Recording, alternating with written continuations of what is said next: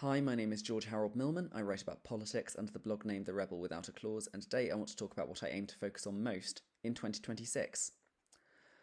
I've never been one for New Year's resolutions. Whilst admittedly January certainly brought some much needed relief after the difficulties I experienced last year, which I talked about in the previous blog, I've never thought that coming up with concretely different things you want to do in a new year is very productive.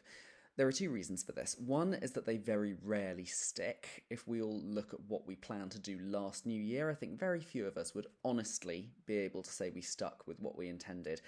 The other reason is that I think we can all resolve to be better people, and these decisions need to be made as and when we realise their importance. There's nothing specific that you have to wait until the 1st of January to do.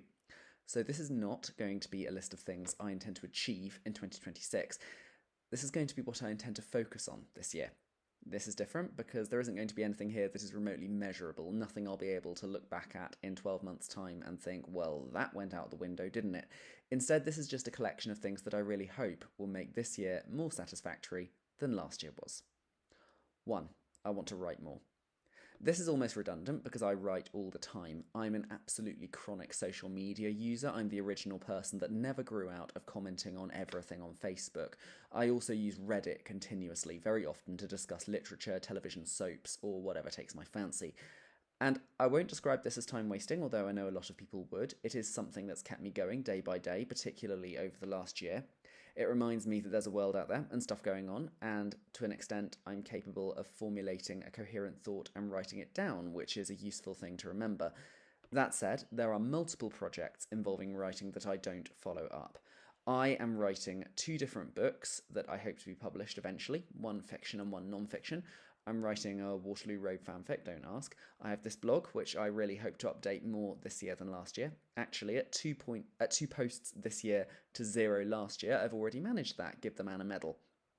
My partner Owen and I used to have all sorts of play scripts and TV scripts that we wrote together, and we don't do that anywhere near enough anymore. The reason we don't do it enough is that it's so demotivating when no one takes us seriously in the industry. More on that in my next resolution.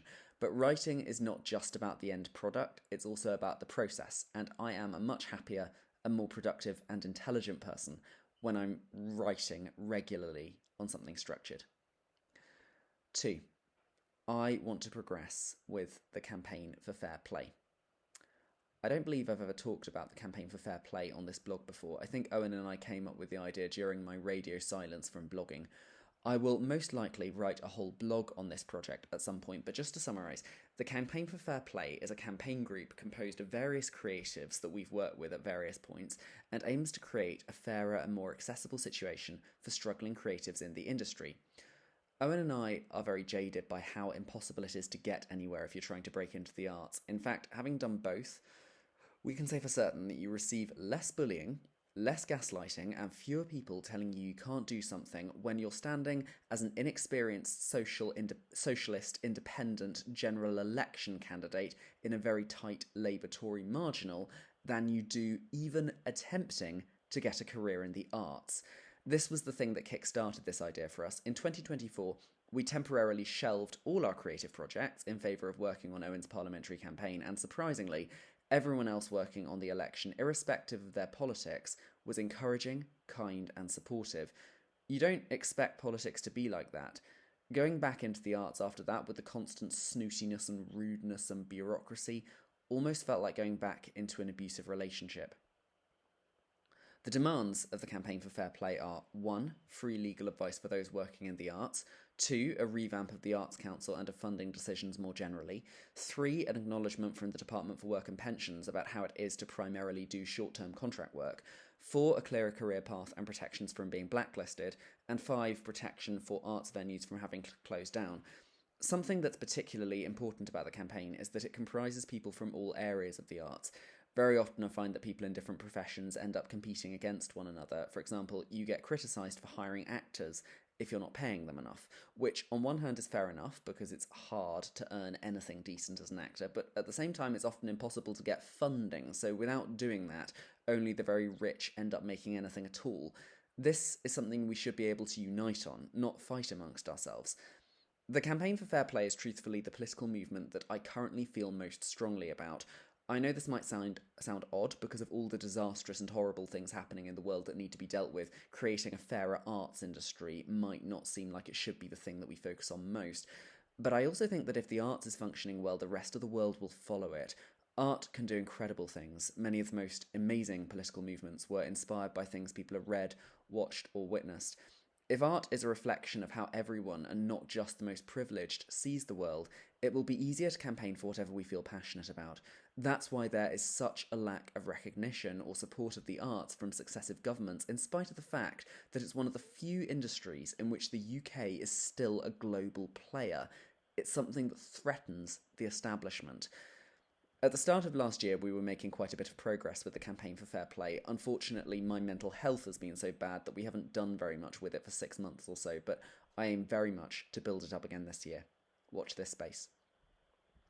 3. I want to promote equality amongst marginalised groups. This, I hope, is a given for everyone, but one of the things I was most concerned by in 2025 was what I perceived as a radical decrease in recognition of certain groups of people.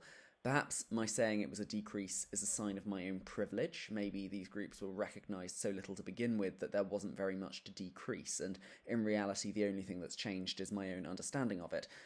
There are 3 parts of this that I've been especially concerned about. The first is, unsurprisingly, an increase in casual racism.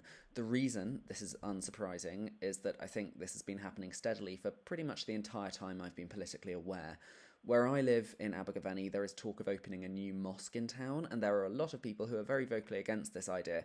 Thankfully, I do think anti-racist movements are increasing in traction a lot. There was one instance where I was at a pro-Palestine movement on the same day as an Islamophobic march took to the streets, and we clearly significantly outnumbered them.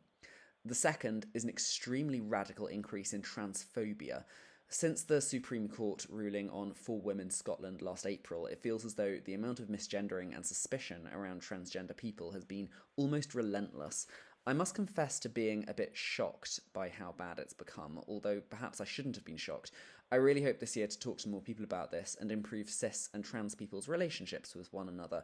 One particularly interesting thing that happened to me last year was that I went with a friend to a trans rights rally in Cardiff. Across the police line was the counter-protest, the anti-trans group, and what really struck me was that in that group there was not one single non-white face, whereas on our side of the divide we were of all religions, ethnicities and backgrounds. The reason this is important is that so often when we talk about acceptance of different cultures, there's this idea that certain groups of people, read Muslims, aren't respectful of what we call British values, which is usually code for LGBTQ plus people. As an LGBTQ plus person, I can actually say that this is not my own personal experience. The overwhelming majority of homophobia I've experienced in my life, not that I've experienced all that much, has come from white people. The third is the way we see disabled people. Thankfully, I do think this one is moving in a positive direction, even if it's not moving anywhere near fast enough. I think people with disabilities and mental health concerns are getting far better at talking about it. There seems to be much less stigma than there used to be around acknowledging that you're vulnerable, hence why in the previous blog I talked about my nervous breakdown last September. In terms of how it manifests itself for me, I really want to sort out all the issues with my partner's charity, The Gathering, which I referred to in my previous blog. There are plans for this. I really hope it comes off. 4. I want to look after myself and get better. I've left this one until last, but I suppose it's the most important thing on the list. Nothing else I want to achieve will or can happen unless I myself am able to function, and I suppose one positive to having had such a bad year last year is that it's made me far more aware of my own vulnerabilities and how susceptible I am to being harmed if too many things aren't going my way. I can't really say how I can look after myself. It may come from trying to get more money, or making new friends, or taking part in more quizzes, or reading more about politics, or all of these things, or none of them.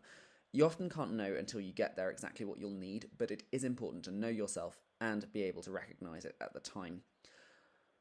One final point on this. I feel very strongly that the worse your day is going, the more essential it is to be kind to others. There are 2 reasons for this. The first is that being kind to others can make you happy as well. Very often when we're low, we can immediately dismiss ourselves as not having time for other people, and that actually doesn't help. But more importantly, I think all the worst things in the world, both in our personal lives and on a wider global scale, are committed by people who rightly, rationally, and intelligently are extremely unhappy and feel hard done by. They feel as though they're the victim, and sometimes they are, but if their reaction to that is to create more victims, we're all worse off from that. It's so important to be able to separate ourselves from that and decide that that domino effect of callousness and insensitivity will stop with us. So there we are. 4 things I want to focus on. Will I manage them all? I have no idea, but I'm looking forward to finding out. Thank you for watching. If you'd like to see more content like this, then please do check out my blog, The Rebel Without a Clause. I'm currently on Facebook and YouTube and Blogger, and I hope to be on more social media platforms soon when I get around to it. Thanks, bye.